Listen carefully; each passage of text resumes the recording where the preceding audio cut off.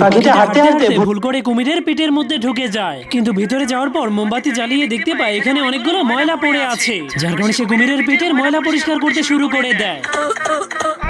এমনকি পেটের মধ্যে শীত করার কারণে আগুনও জ্বালিয়ে দেয়, যার কারণে কুমিরটা ব্যথার যন্ত্রণায় পাখিটাকে পেট থেকে বের করে দেয়। কিন্তু তখনই পাখিটা কুমিরটাকে দেখার পর বুঝতে পারে সে তখন কুমিরের পেটের মধ্যে ছিল।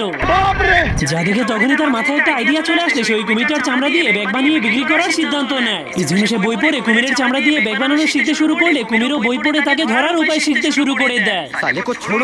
এরপর তার টুপি দিয়ে একটা নৌকা বানিয়ে পানির নিচে লুকিয়ে ফ্রিতে নৌকায় চড়ার সাইনবোর্ড লাগিয়ে দেয়, যা দেখে বোকা পাখিটা যখনই ফ্রিতে নৌকা চড়ে ঘুরতে শুরু করে দেয় তখনই কুমিরটা তাকে উঠিয়ে খাওয়ার জন্য নিয়ে যেতে শুরু করে দেয়। কিন্তু তখনই পাখিটা কুমিরটাকে দেখতে পেয়ে চালাকি করে গাছের ডালে বসে পড়ে। এরপর কুমিরটাকে একটা ফাঁদে আটকে রশি কেটে দেয়। এরপর কুমিরের চামড়া কেটে তার চামড়া দিয়ে ব্যাগ বানানোর জন্য নিয়ে যেতে শুরু করে।